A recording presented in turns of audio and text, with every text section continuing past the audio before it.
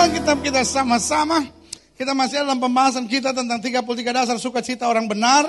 Dan hari ini kita mau belajar tentang kenapa kita tidak punya alasan untuk tidak bersukacita. Karena dalam segala hal kita diajar, dibentuk, dan diuji. Sama-sama bilang sama saya, diajar. Nakutin gak sih diajar itu? Halo? Nakutin gak sih diajar itu? Halo? Nah kalau yang ibadah siang saya tanya, nakutin gak sih? Enggak! Gitu. Pasti panggil. Nakutin gak sih diajar itu? Kita ke sekolah, kita bayar. Sama-sama bilang sama saya bayar. Untuk diajar. Halo? Saudara bayar uang sekolah anak saudara berapa? 1.500? Itu waktu zaman omak saya pendeta 1.500. Nggak ada lagi sekarang uang sekolah 1.500. 1.500 US aja udah nggak ada sekarang. Saudara bayar uang anak sekolah saudara berapa? Uang masuknya berapa?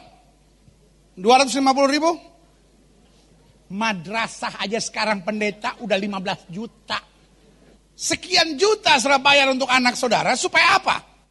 Supaya dia diajar dan belajar. Betul? Iya kan? Berarti diajar bukan sesuatu yang harusnya menakutkan. Sesuatu yang harusnya kita berani bayar harga. Yang setuju sama saya katakan amin. Amin. Yang kedua dibentuk. Dibentuk menakutkan enggak? No. Segala sesuatu yang dibentuk pasti makin hari makin indah. Amin. Bu. Jawab kenapa sih gak sopan banget lo sama gembala sendiri? Bu. Itu dong. Kalau ibu mau berangkat pesta bu, rambut ibu sasak-sasak gitu. Tujuannya supaya apa bu? Supaya dibentuk rambutnya bu. Betul gak bu? Ya kan? Bulu mata dijepit gitu bu. Ya kan? Tujuannya supaya apa bu? Supaya nggak ngejabrang gitu bu. Ya kan? Dibentuk bu. Tujuannya supaya apa? Bu. Terus apa tuh? Kalau ibu-ibu pakai korset. Saya kemarin coba pakai korset istri saya.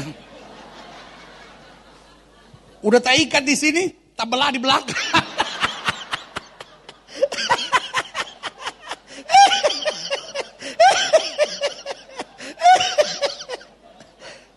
Istri saya marah-marah, pecah itu korset.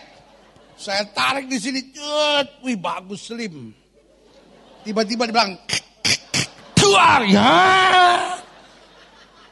Bu. Ibu pakai korset tuh. Ada oma-oma yang oma pikir, buat apa pakai korset Fororo? Fororo itu apa pendeta? Itu bahasa roh baru. Jadi kalau belajar bahasa roh mulainya ya kan, supaya kepancing tuh fororo. Nanti kepancing tapi mulai ke fororo. Hancur dunia ini. Bu, ibu pakai korset tujuannya apa bu? Supaya dibentuk bu. Amin. Iya kan? Rambut disasak-sasak, disisir. Supaya apa bu? Dibentuk bu. Jadi yang pertama diajar itu biasa. Karena diajar kita harus berani bayar harga bahkan. Dibentuk pasti hasilnya jadi apa? Lebih indah bu. Diuji bu, biasa bu. Bu, ibu mau beli berlian bu. Mau beli berlian nih bu. Ya, temen ibu kasih sertifikat sama berliannya 4 karat. D-color dan VVS1 bu. Ibu langsung beli gak bu? Apa yang ibu buat? Uji dulu. Betul? Dan kalau itu asli bu, yang punya bilang silakan diuji. Karena apa? Makin diuji, makin ketahuan mahalnya bu. Sama-sama bilang sama saya, makin diuji, makin ketahuan mahalnya. Betul? Yang punya barang bu gak akan marah bu. Pertama-tama itu berlian diambil bu, diuji dulu bu. Pakai itu tes pennya bu. Tit, tit, tit. Artinya berlian benar bu. Batu akik nggak bisa bu. Nggak bunyi dia bu. Bunyi pss, pss, pss. Ya bu. Habis itu ditimbang bu. Ya bu ya. Ditimbang bener nggak 4 karat nih bu. Ya kan bu. Ya kan. Habis itu bu. Ada itu tuh kekernya tuh. Heran ada orang kemana-mana keker dia bawa loh. Keker berlian. Aduh inang-inang sekali tuh. Ya kan. Keker berlian dia bawa bu. Sampai mertuanya dia keker bu. Ini bukan VVS 1 ini. VVA. Apa itu VVA? Very hancur.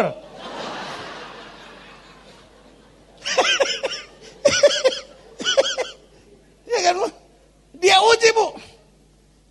Sekarang waktu udah ketahuan berlian asli, timbangannya 4 karat, lalu clarity-nya benar-benar VVS 1. Pertanyaan saya, kira-kira kita nawarnya berapa bu? Hah? 5,5 juta. Digampar bu. Digampar bu.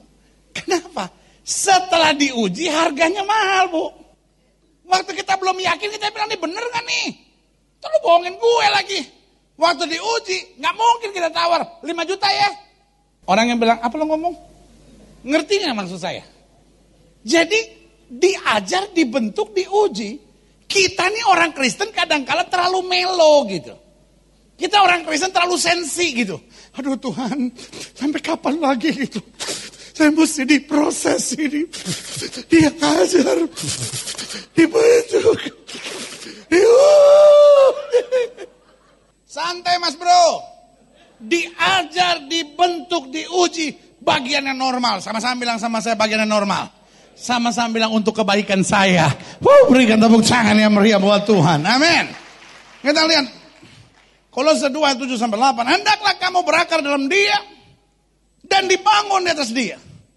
Hendaklah kamu bertambah teguh dalam iman. Yang telah diajarkan kepadamu. Dan hendaklah hatimu melimpah dengan syukur. Sama-sama bilang sama saya iman yang telah diajarkan. Bagaimana Tuhan mengajar iman dalam hidup kita? Halo? Ya, diam lagi. Bagaimana Tuhan mengajar iman dalam hidup kita?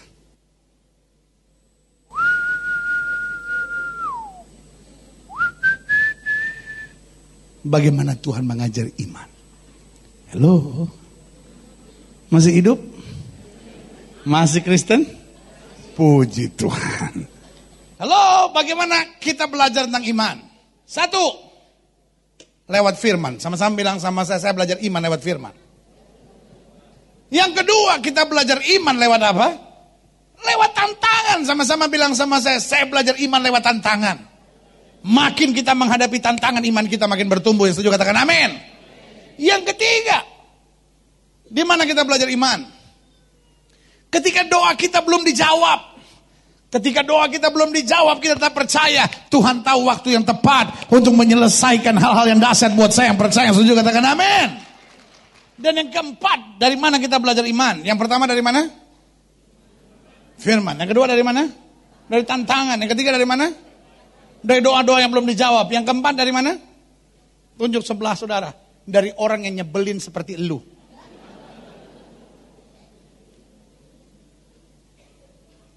Yusuf belajar iman dari saudara-saudaranya yang menyakiti dia. Makanya apapun yang terjadi dalam hidup kita, iman kita akan makin kuat. Yang setuju sama saya katakan amin. Amin. Jadi waktu kita menghadapi doa kita belum dijawab, waktu kita menghadapi orang-orang yang nyebelin, waktu kita menghadapi tantangan-tantangan hidup, justru kita tahu satu, Tuhan sedang mengajar saya untuk iman saya makin hari makin kuat. Yang setuju berikan tepuk tangan. Ayat 8. Kenapa iman kita harus diajar? Kenapa hidup kita harus diajar? Ayat 8 bilang, hati-hatilah. Sama-sama bilang sama saya hati-hati. Artinya apa? Kenapa saya harus diajar? Karena ada banyak jebakan-jebakan yang berbahaya yang bisa menghancurkan saya. Makanya Alkitab bilang, hati-hatilah supaya jangan ada orang yang menawan kamu dengan filsafat yang kosong dan palsu, menurut ajaran turun-temurun dan roh-roh dunia, tapi tidak menurut Kristus. Klik. Yesaya 42 ayat 6-9, aku ini Tuhan. Telah memanggil engkau untuk maksud penyelamatan, telah memegang tanganmu. Sama-sama bilang sama saya dipanggil Tuhan.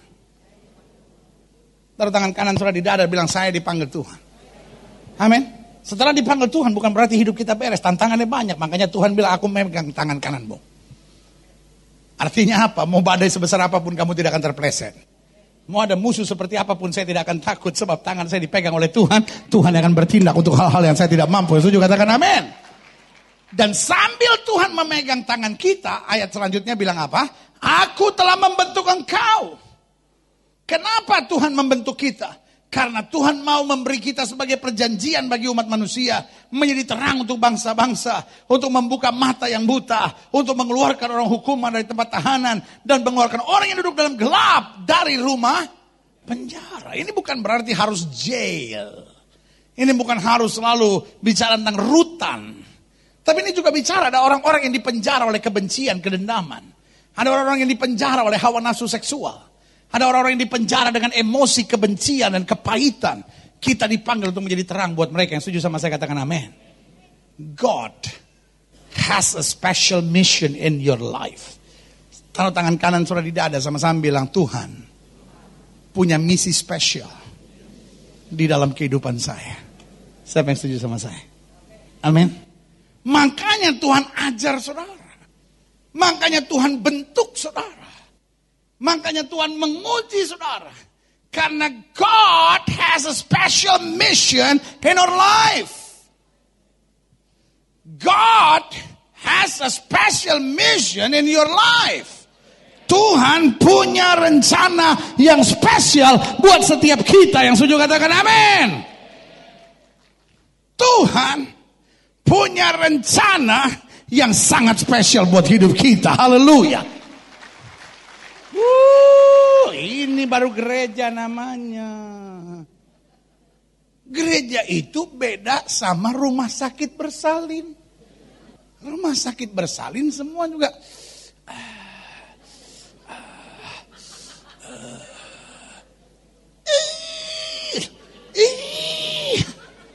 ini gereja. The happiest place on earth. Saya selalu bilang gereja adalah tempat yang terbahagia yang ada di muka bumi. Karena di sini kita ketemu Tuhan, di sini kita ngalamin lawatan yang sudah katakan amin. Ayat 8. Aku ini Tuhan, itulah namaku. Aku tidak akan memberikan kemuliaanku kepada yang lain atau kemasyuranku kepada patung. Nubuat-nubuat yang dahulu sekarang sudah menjadi kenyataan. Perhatikan bagian selanjutnya. Kenapa Tuhan perlu membentuk kita? Karena apa? 1, 2, 3. Hal-hal yang baru hendak kuberitahukan. Sebelum hal itu muncul, aku mengabarkannya kepadamu. Berikan tepuk tangan yang meriah buat Tuhan. Ayub pasal 23 ayat 10. Kita baca sama-sama 1, 2, 3. Karena ia tahu jalan hidupku. Seandainya ia menguji aku akan timbul seperti emas. Amin. Yang pertama Tuhan mengajar. Yang kedua Tuhan apa? Membentuk. Yang ketiga Tuhan menguji. Dan semuanya bukan untuk kesenangan Tuhan. Semuanya untuk kebaikan kita. Yang setuju sama saya katakan amin. Makanya saya simpulkan begini. Proses, apa yang namanya proses? Proses itu 3 bagian. Saya diajar, saya dibentuk, saya diuji. Nah, proses itu, saya catat di sini, bukanlah sesuatu yang harus dihindari. Dan juga bukan sesuatu yang harusnya menakutkan. Namun proses adalah satu-satunya jalan. Sama-sama bilang sama saya satu-satunya jalan. Sama-sama bilang sama saya satu-satunya jalan. Kalau sudah tanya sama saya untuk apa? 1. Supaya saya tangguh. Jadi proses yang pertama satu-satunya jalan menuju apa? Ketangguhan. Makanya saya bilang tangguh bukanlah mujizat. Tangguh adalah hasil perjuangan. Saya nggak bisa datang pada saya dan bilang, pendeta doain dong pendeta supaya saya tangguh pendeta. Sebab saya lemah sekali pendeta. Saya kepleset lagi, saya jatuh lagi, saya lemah lagi. Saya kecewa lagi, saya dendam lagi, saya kepahitan lagi. Tolong doakan supaya saya tangguh. Tangguh adalah hasil latihan. Sama seperti saudara nggak mungkin tatap saya dan bilang pendeta tolong doain supaya saya bisa six pack. Kalau saudara bisa didoain supaya six pack, gue doain sendiri dulu. Ngapain gue urusin lu?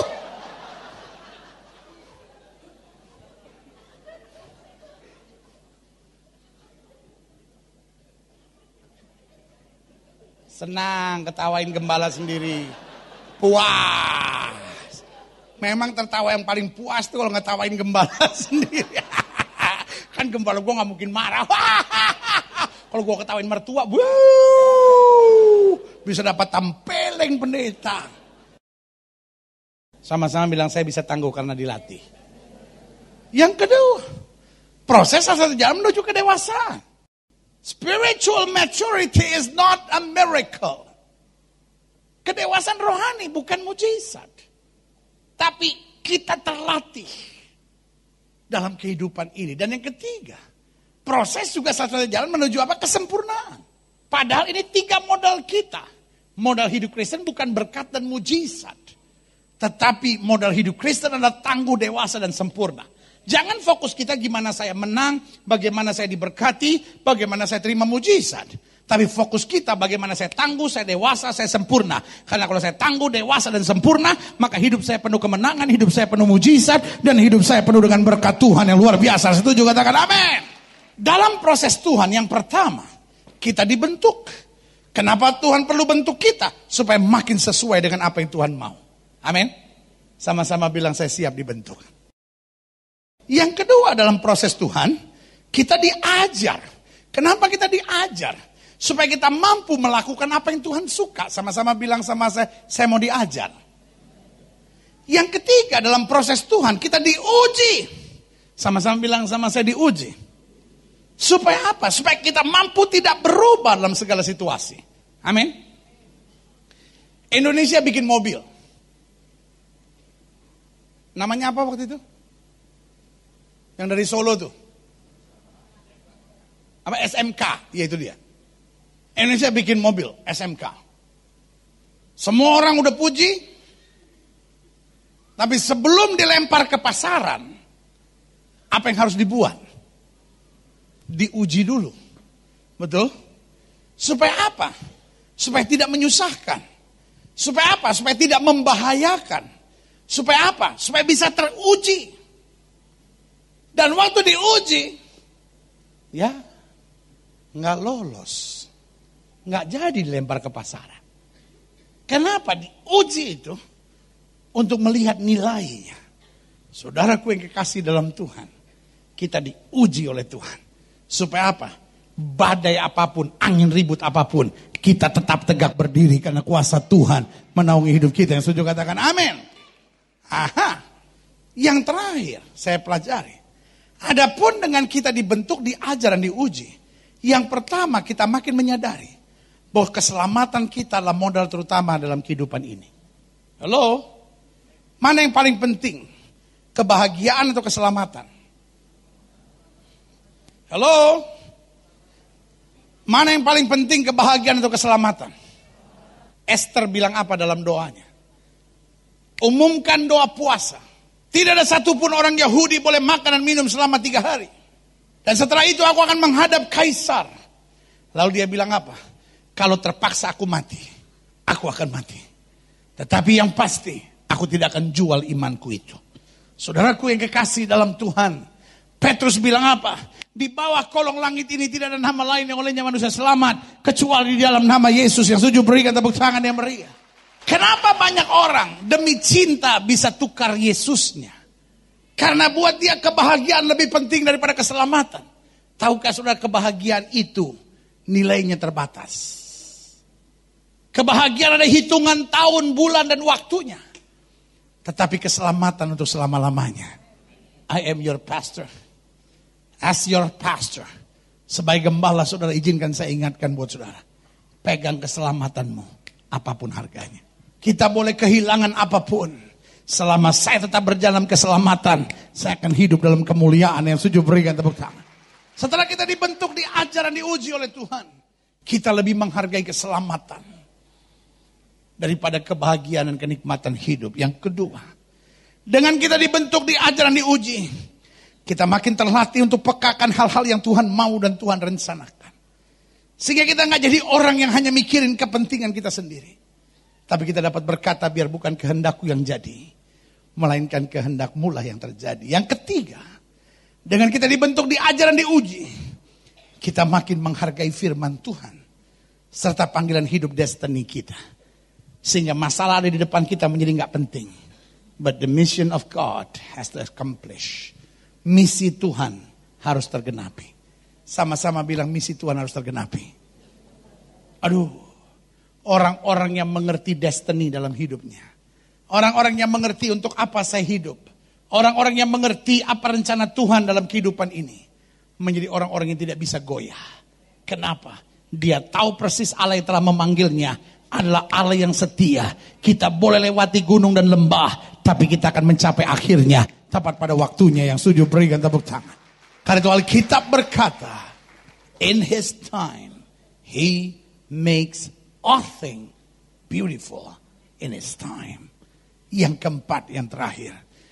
Adapun dengan kita dibentuk, diajar, dan diuji, kita makin dipersiapkan untuk memiliki hati dan pikiran yang ada di dalam Kristus. Kita kadang-kala terpengaruh dengan suasana hati. Akhirnya kita sakit hati. Kita terpengaruh dengan suasana hati. Akhirnya tersinggung. Kita terpengaruh dengan suasana hati. Akhirnya kita ngambek. Kita terpengaruh suasana hati. Akhirnya kita ngamuk, saudara-saudara. Tetapi dengar firman Tuhan dalam Filipi. Filipi 2 ayat 5-7. Hendaklah kamu dalam hidupmu bersama menaruh pikiran dan hati dan perasaan yang terdapat juga dalam Kristus Yesus. Yang walaupun dalam rupa Allah tidak menganggap kesetaraan dengan Allah itu sebagai milik yang harus dipertahankan. Melainkan telah mengosongkan dirinya sendiri. Dan mengambil rupa seorang hamba. Dan menjadi sama dengan manusia. Sampai hari ini orang menertawakan Allahnya orang Kristen beranak. Tolol. Kalau Allahnya orang Kristen beranak, bidannya siapa? Buat saya Allah menjadi sama dengan manusia. Very logic. Apa sih susahnya ngerti Allah turun jadi manusia? Betul? Jangankan Allah jadi manusia, Allah mau jadi duren juga bisa. Tapi ngapain Allah jadi duren? Dia juga ngerti kalau Allah jadi duren, saya gak mau mendekat. Gue gak tahan baunya. Ya kan? Allah mau jadi jengkol juga bisa. Tapi ngapain dia jadi jengkol? Allah perlu jadi manusia supaya dapat menyelamatkan manusia. Masuk akal gak? Sangat logika. Hanya orang-orang bodoh yang mengeraskan hati yang tidak bisa mengerti. Contoh, kalau saya mau menyelamatkan orang Afrika, minimal saya bisa belajar bahasanya dulu. Betul? Saya gak bisa ngomong Indonesia lalu berkata bertobat, Yesus adalah Tuhan dan Juru Selamat. Orang Afrika bilang,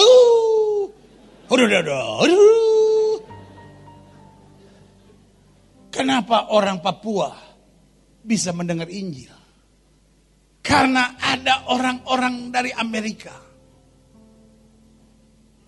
yang berangkat ke Papua pakai koteka, ngomong bahasa Papua, dan kemudian menyelamatkan jiwa mereka. Very simple.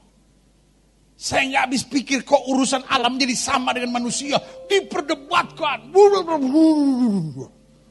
Kayak dunia udah mau berakhir. Allah menjadi manusia.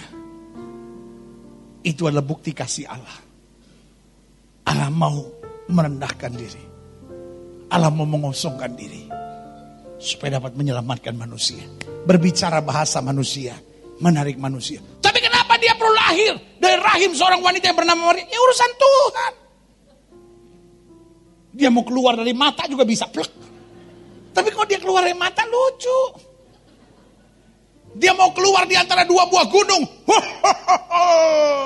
Juga bisa. Tapi susah bedakan.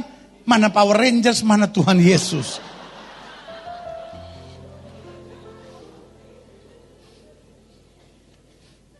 If I call him God, I have to trust him. Anything he choose is always the best way. Kalau saya bilang dia Tuhan, dia tahu langkah yang tepat. Dalam pikiran Tuhan, Nggak penting saya mengerti. Dalam pikiran Tuhan, yang penting saya diselamatkan. Haleluya.